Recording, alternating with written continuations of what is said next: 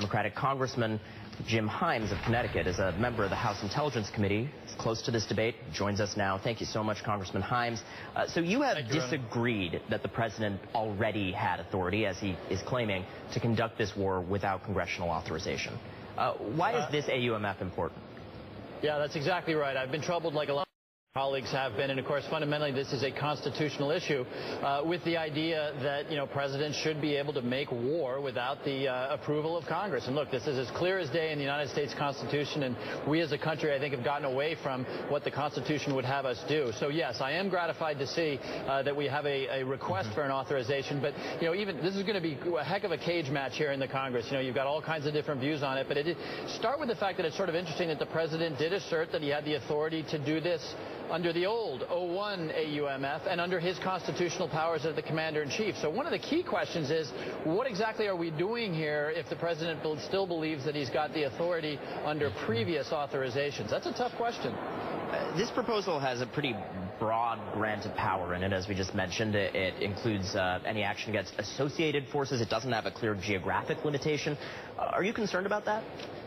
Yeah, look, and without in any way suggesting that this president would treat this authorization this authorization as it is drafted basically would give the executive, the president, this president, and the next president for a year the authority to do just about anything, just about anywhere for a 3-year period. You pointed out that the modifier enduring offensive combat operations. What does enduring mean? Does it mean 2 months? Does it mean 2 years? Does it mean 20 years? These are all things that at a minimum we're going to need to sharpen up here before I think the Congress is going to give authority to the president to fight another war. Well, on the subject of sharpening it up, Ambassador Samantha Power, our ambassador to the UN, just said this morning that the administration is willing to make what she called reasonable adjustments to get bipartisan support. Now, if you look at what's being asked for on the Republican side of the aisle, that includes boots on the ground. How difficult a partisan fight is this shaping up to be? Well, it's going to be tough. And, it's not going to be purely partisan. Yes, it is true that most Republicans want the door open for boots on.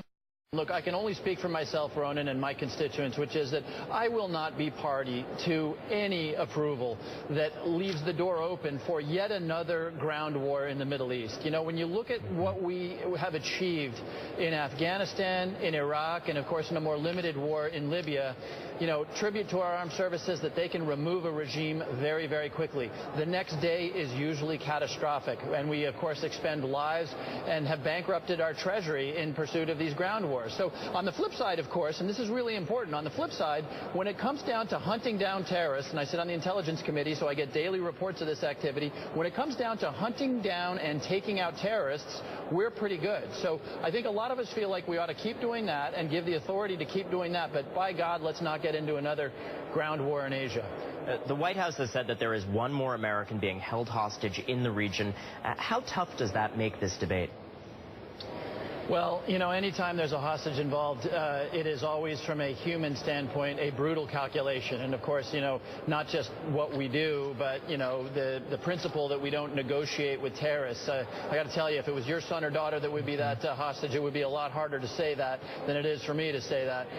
But, look, at the end of the day, what we're talking about here is probably the most serious and most profoundly consequential decision that Washington and the United States Congress can make. So we've got to bear that in mind as we think about how to decide on what the president has asked us to do. Congressman Jim Himes, thanks for your time on this. Thanks, Ron. And we're following